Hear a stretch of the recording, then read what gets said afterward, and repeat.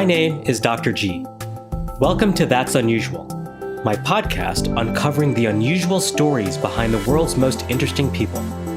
On this show, we celebrate what makes us different and how we convert those differences into unexpected opportunities.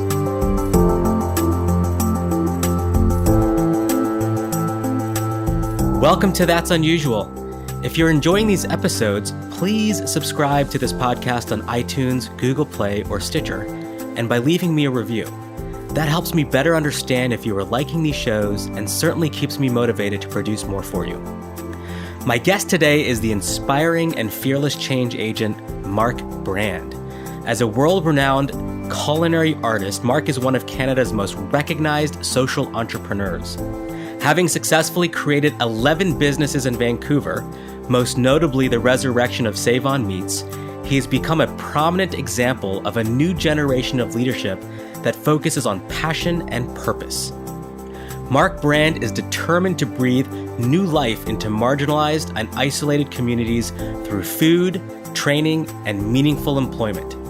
Combining emerging technologies, alternate currencies, and historical best practices, he is creating new blueprints to share globally with the intention of bettering the world.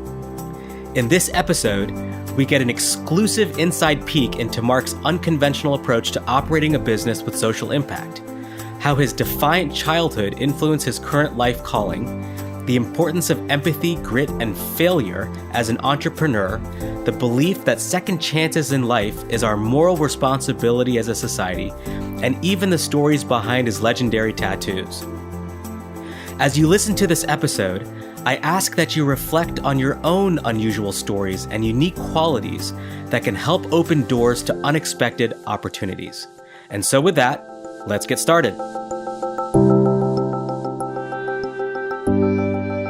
Welcome to That's Unusual. With me as my guest today is none other than my brother in arms, Mark Brand. Welcome, Mark. Thank you, man. Always great to hear your voice. I have a feeling that today's not going to be a traditional interview, which I love about that.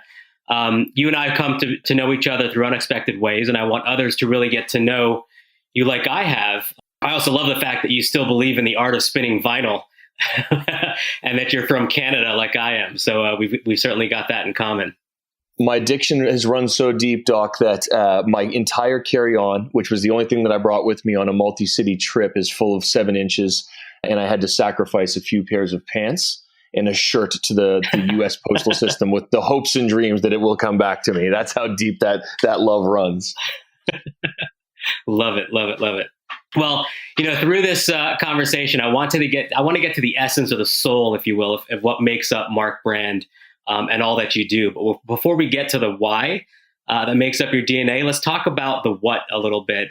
Some people have called you a chef or a restaurateur, but you consider yourself a social impact entrepreneur, which has a much broader meaning. I'd like for you to sort of briefly tell our listeners the story of you in a few sentences. What are you up to, and what are you working on now?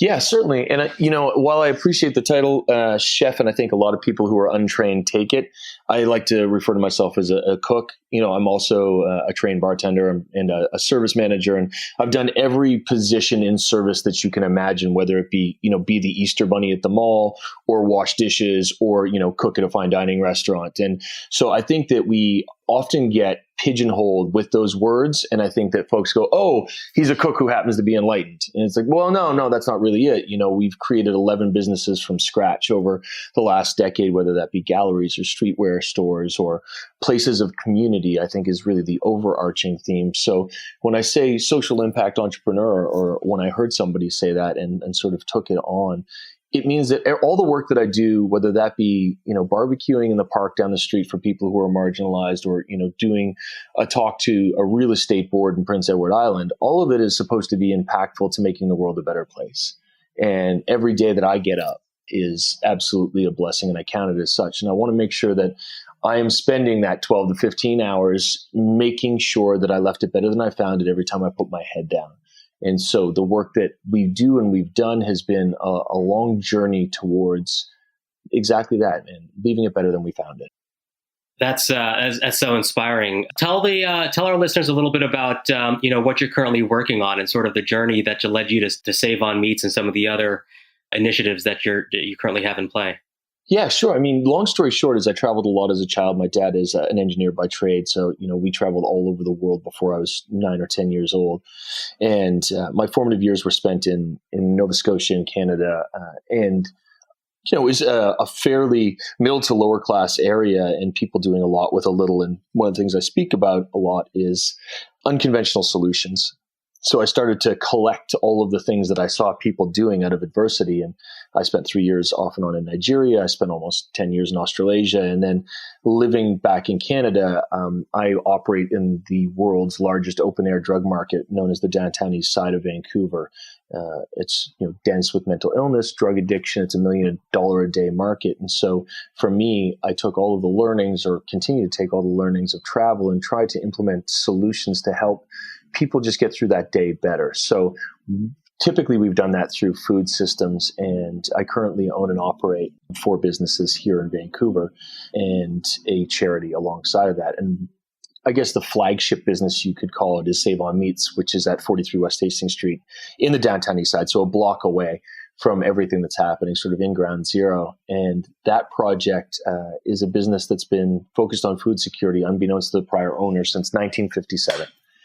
And the work that we do there is, in a nutshell, we put about 1,200 meals out a day to people who are marginalized or facing barriers.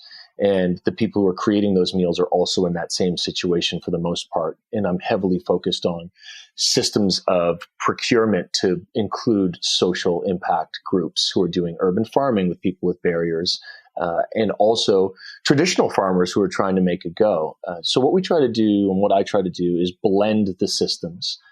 So instead of saying, our charity definitely does charitable work, but as a companion to a business, a traditional business that has, an EBITDA and has to run in the black and has people who are invested in it that do want to see a profit line, those pieces push us to see what's really possible in social impact. And so those are the things that I've been working heavily in, and then being able to see the other systems all over the world and trying to help other people create those platforms to create impact for people who are marginalized, to help them achieve upward mobility, really. Now, I'd imagine that one doesn't really grow up, thinking of themselves as sort of tapping into this community. What along your journey over your career has really given you this sort of unconventional approach to tapping into the underserved, marginalized communities? I mean, did you have sort of an inflection point or an experience or an encounter that just made you wake up one morning and say, we've got to do something about this? Can you tell us a little bit about that? I sure can, Doug. And, I think this is that question I continue to ask myself, and it's an ever evolving one as I go deeper into my own understanding of what led me here. It's the number one question that I get asked, and I've had so many answers, and I think they're all correct. But ultimately what it comes down to is I think as a kid, I was very emotive, and I definitely identify as an empath. I feel other people's pain and emotion. And those sorts of things I found almost crippling socially when I was young. And then realizing that the best way to get through them is to actually try and help people who are going through a lot of pain. And so the other thing that we do as we're approaching adulthood is we learn very quickly how to turn emotional pain off and to compartmentalize, which leads to all sorts of problems. And I think one of my favorite people, Dr. Gary Bellows, said it best to me. He said, the most enlightened teacher was asked what enlightenment feels like. And his initial answer was, it's the saddest you'll ever feel, followed by the most bliss you'll ever feel. And I think we learn to turn those things off. And if we can keep them on, that's what drives us. And that's what drives me to do the work that I do. Is I've become very much back in touch with those feelings and emotions. And also I'm in an unfortunate position of I've seen success.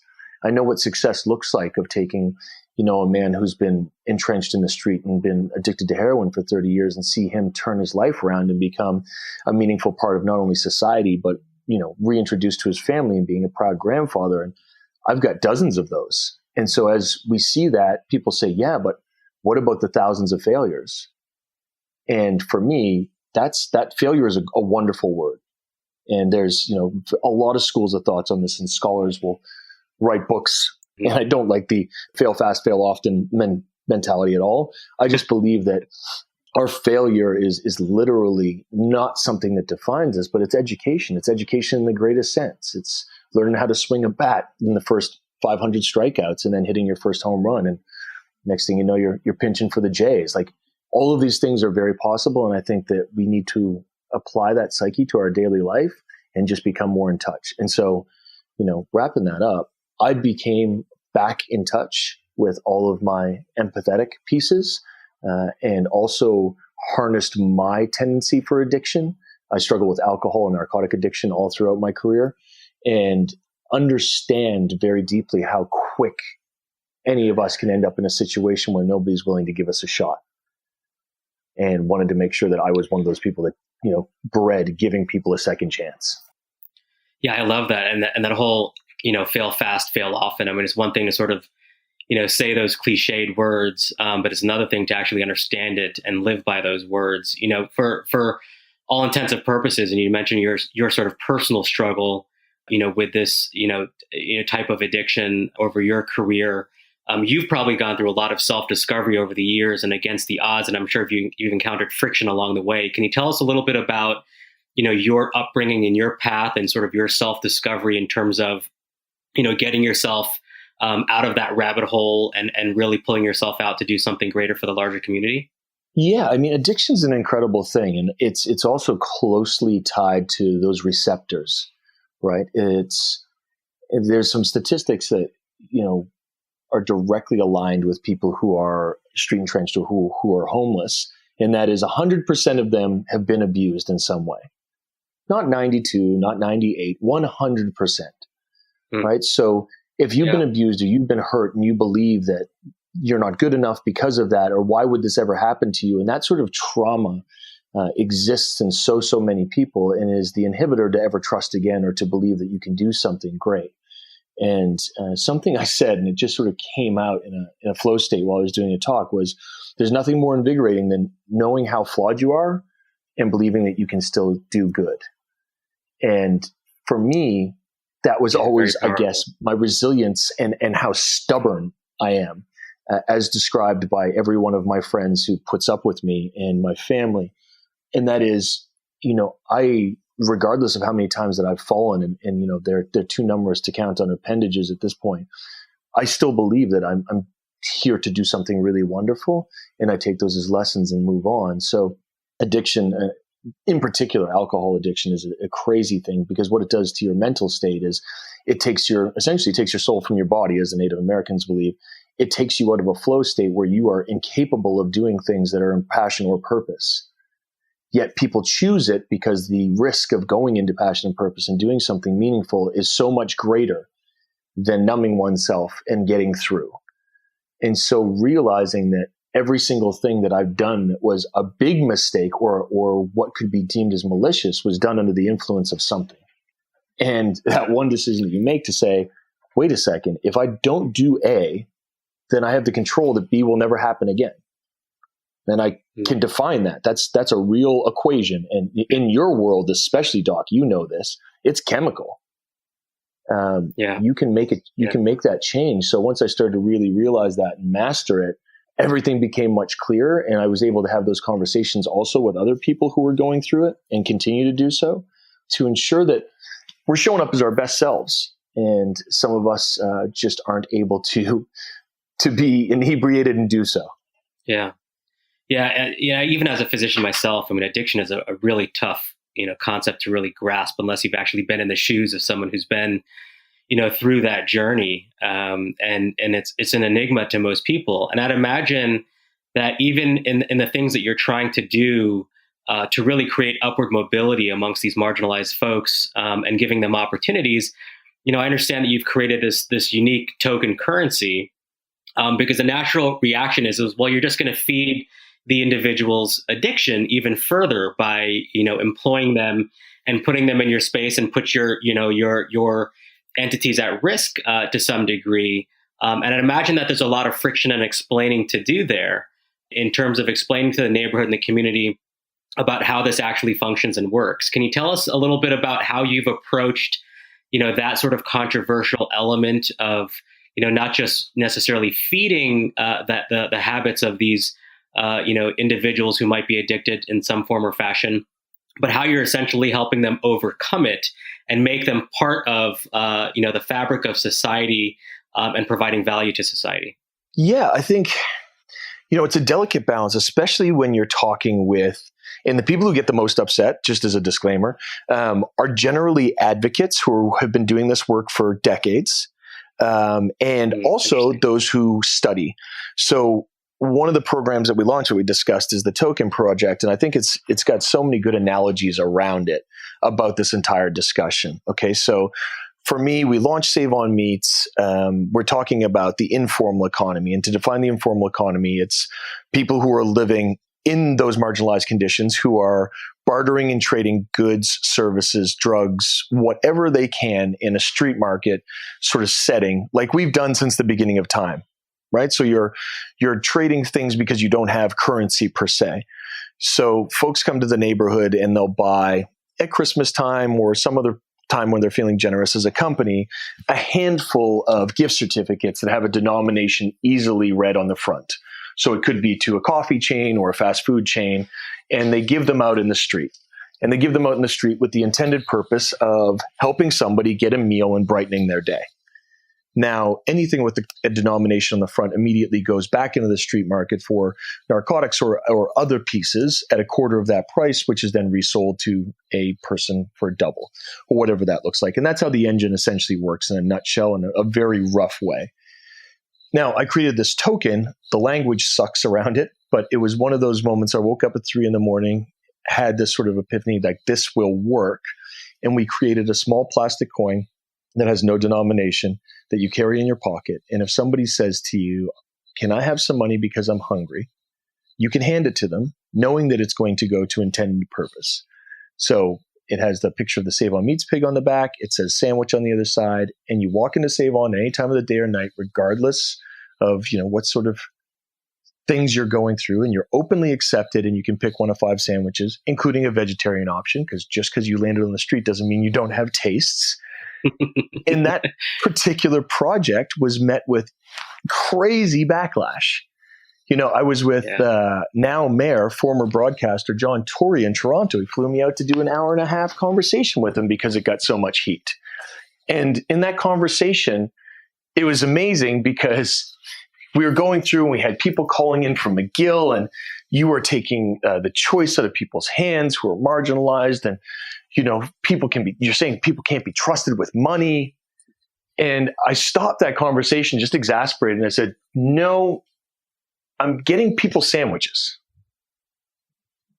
Like what you choose to do and what you choose not to do with this program in particular literally has nothing to do with the welfare rates. I'm sorry, it doesn't. The welfare rates suck, and housing sucks, and mental illness sucks. And I'm really glad that you're really pissed off about all this and that you're using us as a platform.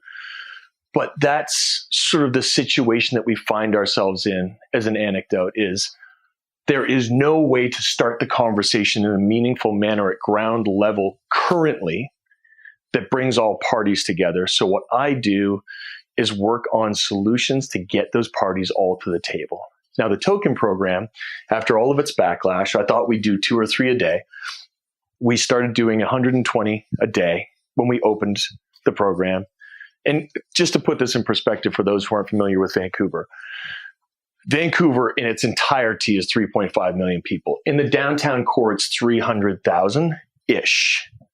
Now, in the downtown east side, et cetera, we're talking about 30, 40,000 people. Okay? We've done over 90,000 redemptions in over 3 years. So the project not only is successful, it is, thank you, brother. It has tested the thought that people want to help. People do want food, and they do want to be able to make that choice. And when you're going through addiction, you might make a bad choice if you're given, you want to eat, but your addiction is too strong.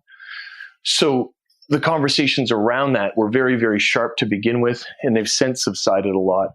Our Vancouver Police Department outreach team uses the tokens. Our coastal health outreach team, so finding people in the street who are having a tough time, use them.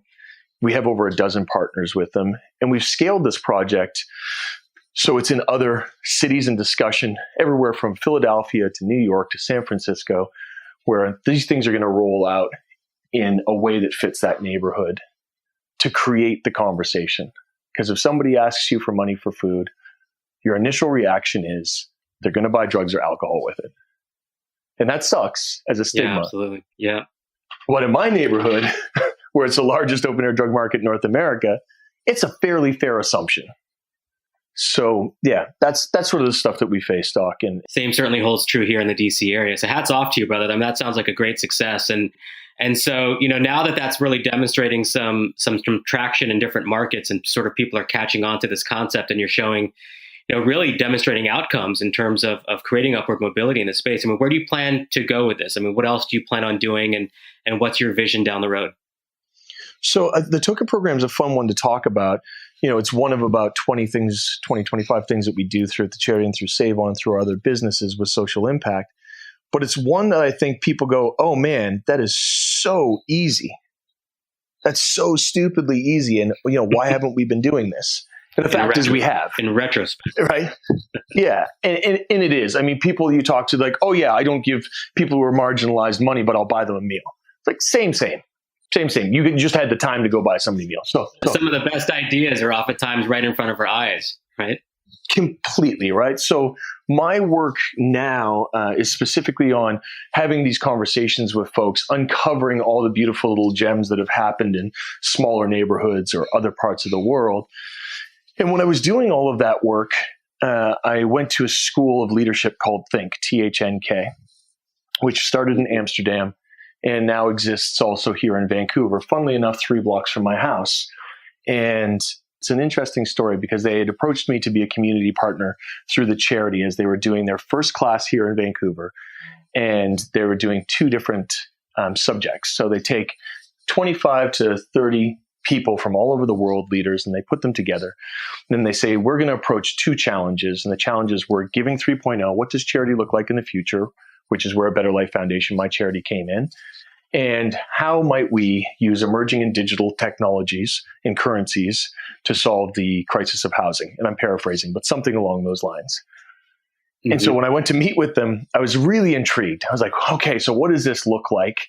And what does it look like for us as a charity? And, what's the upside for us and how much time is required? And afterwards, they asked me to be part of the cohort, to actually be a student. Now, you and I, and probably most of the people listening, understand that we schedule our time, most of the time, in 15-minute segments during our work week. We're very busy. We choose how we work in the world, and we try to get as much done as we can. Now, the commitment from this was, I think it was 65 days over 6 months, full days, morning to night, which seemed insane to me. It's like, that's absolutely impossible. Who has time for that? And I took the time to do it. And it was one of the most rewarding things I've ever done.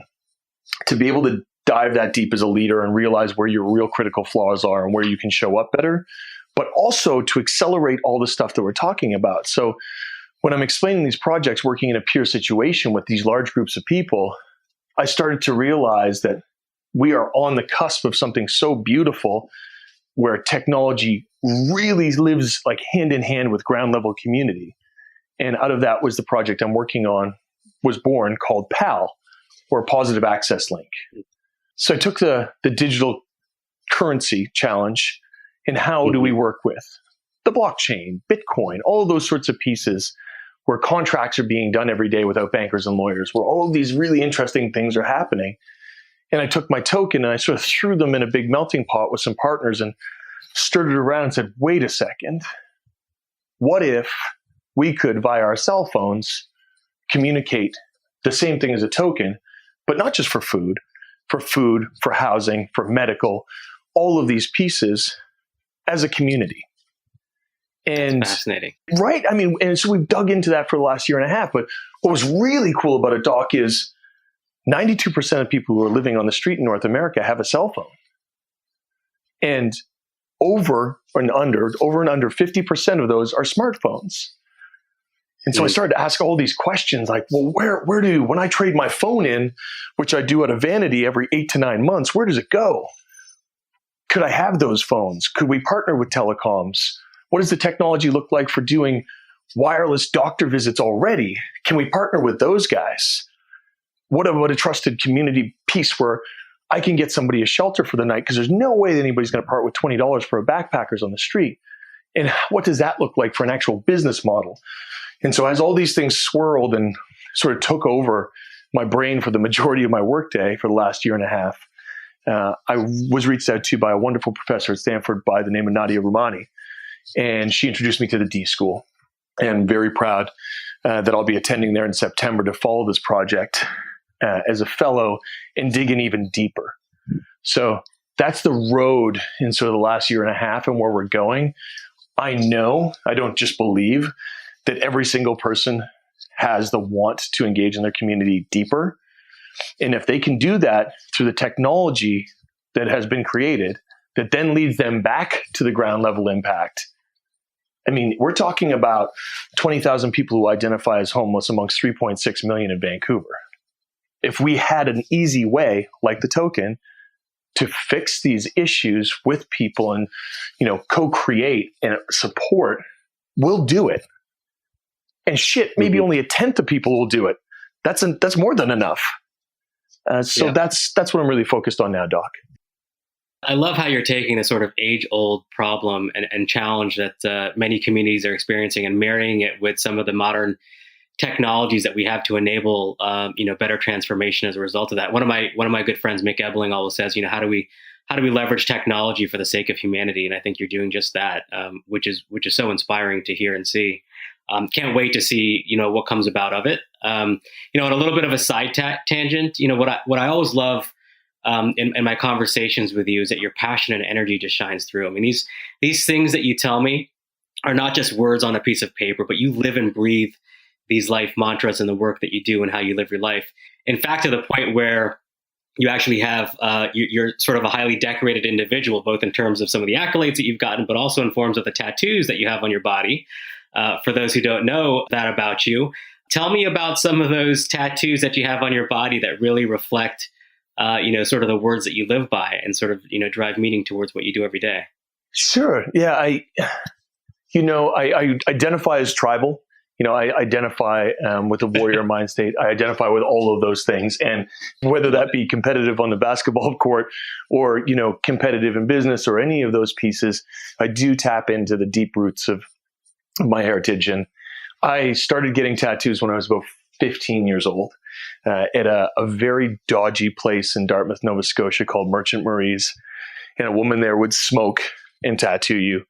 And, at my first sort of brush with it, I was like, wow, this is very, very serious. This is permanent. This is forever. This is real.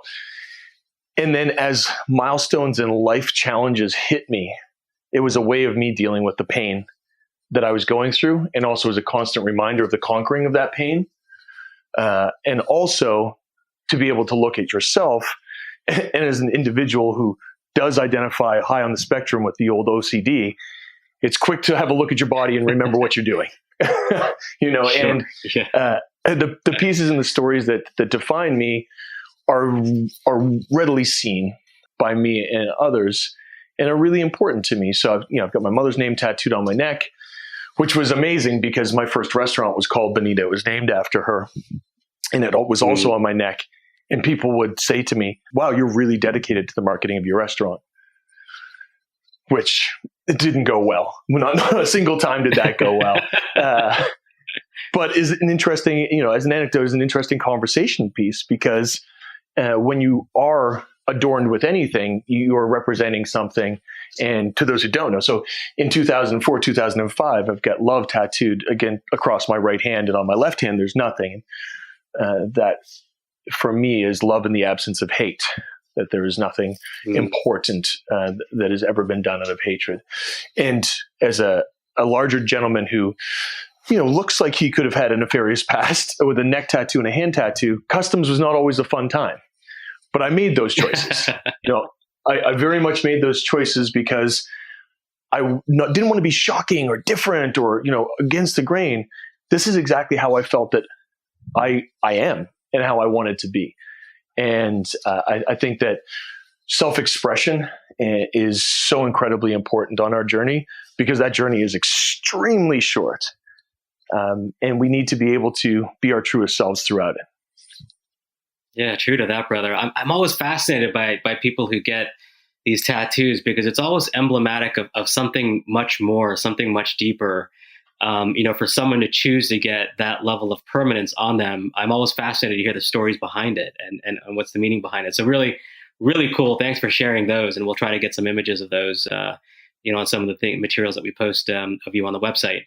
Of course. Not to sort of create a pun out of this, but Mark Brand actually has a very interesting brand in and of itself, right? I mean, your brand itself is very integral to the success of your endeavors. And oftentimes people don't really think about how their personal experiences and personas and brands are very intricately tied to the initiatives and the businesses that they're working on. Is that a conscious thing that you work on? And if so, how do you think about and approach your brand and the impact that it has on your business? So there's a lot. This is a long conversation, but I'm going to sort of give it to you in a couple of segments. And, when we first started doing the business, and I'll tell you the very, very candid story. My partner and a very dear friend at the time, Alex Yuso, in a bunch of the businesses for my birthday, created a company. He's like, you've opened 5 businesses in 2.5 years. Like, you need to have a parent company. And like, yeah, of course we do. We absolutely have to have that, right? We have to have an operating company. They can't just be all LTDs and eventually becoming corporations. And what does this look like? And because I was the business leader in the businesses, it made sense for us to register something. And so on my birthday, he presented me with these gorgeous cards and it said Mark Brand Inc.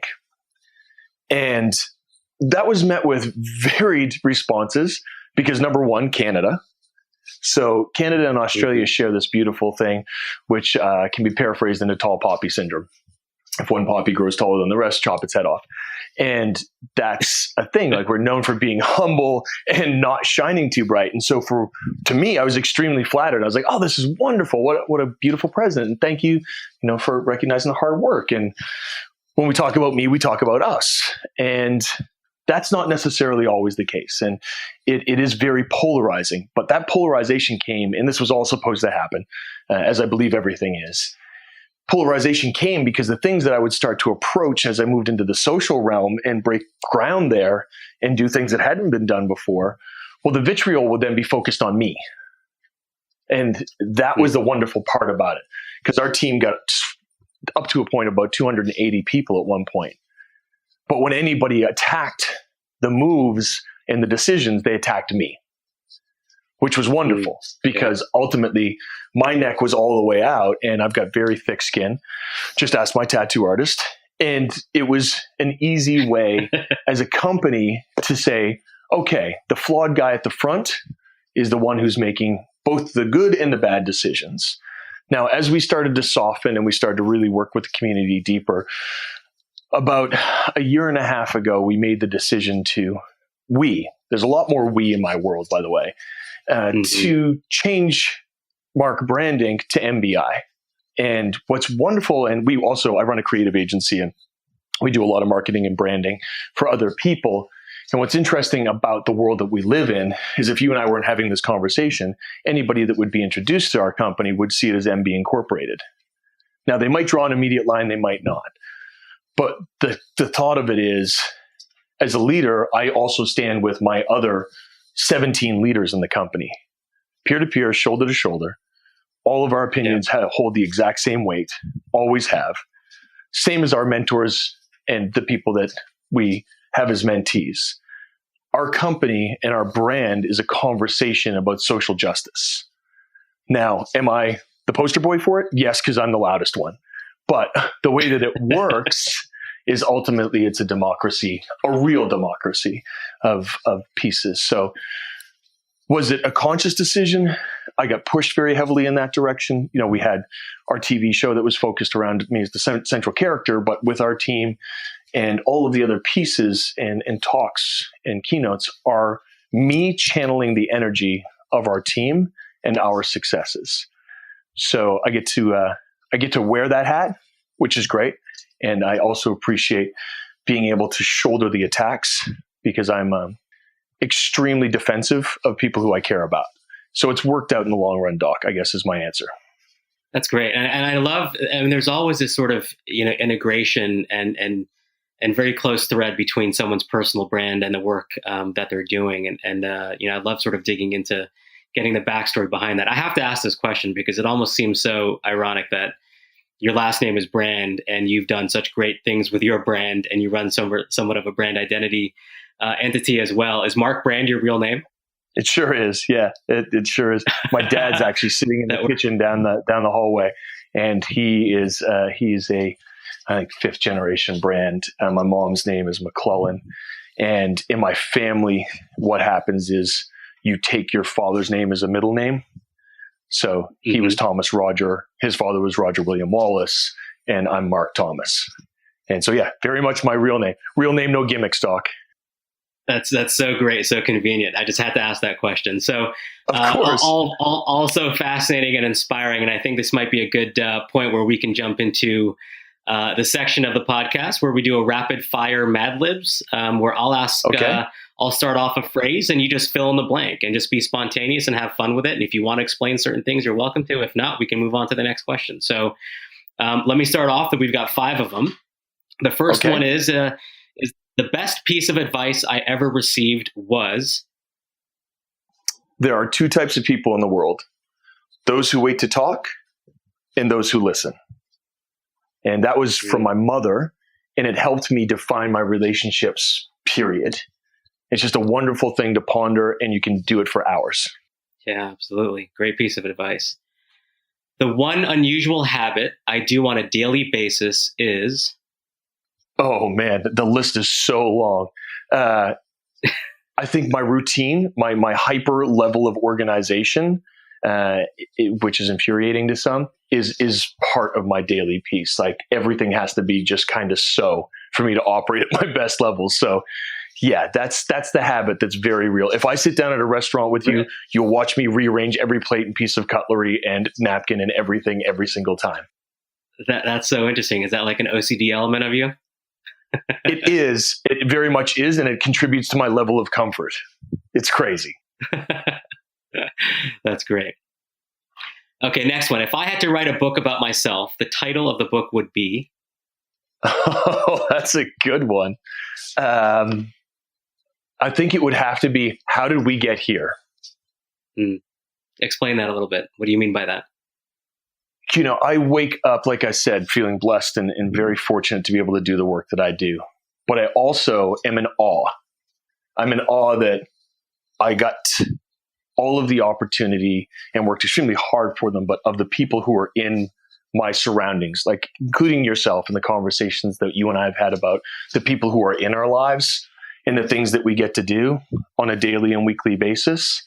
It's not those of privilege. It's not those conversations of, I got to savor a bottle of champagne at the White House. It's not that. It's, I got to be in the presence of a gentleman who wheelchaired across Canada for his country and have deep conversations with him about how we increase accessibility for our province and for the world. How did we get here? Love it. I feel like every one of those statements could be answered with that. Well, when you write the book, I'll certainly be the first to purchase it. So let me know. Man, you're my ghostwriter.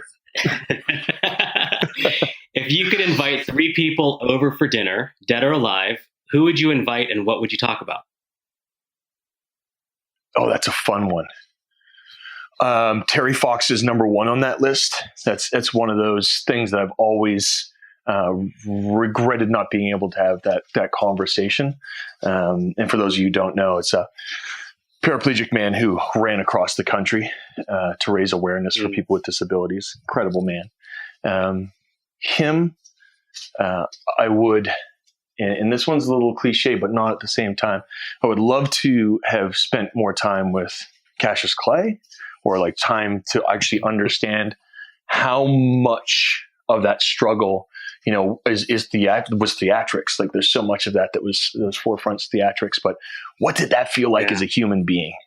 Like, what did it feel like in those moments of absolute, like, rocket ship controversy? There's few figures that have ever worn that much and taken that high a risk. So that man forever.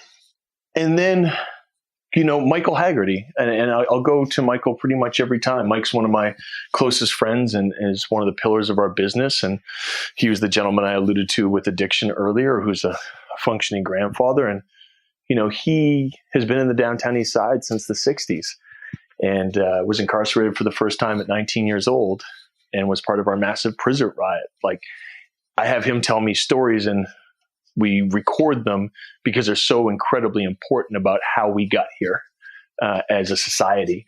And I think it translates. To have those three at a table also would allow me just to cook and shut the hell up. Yeah. And I'd love to be a fly on the wall for that conversation. Sounds like a fascinating group. Okay, last question. I'm unusual because...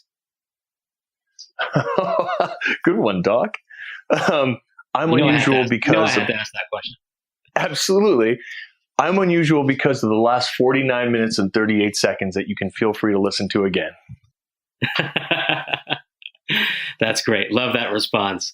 So, Mark, it was an absolute delight having you on the podcast. Thank you for being here, and I cannot wait to catch up with you separately when we meet next. And thank you very much. Until next time, peace out.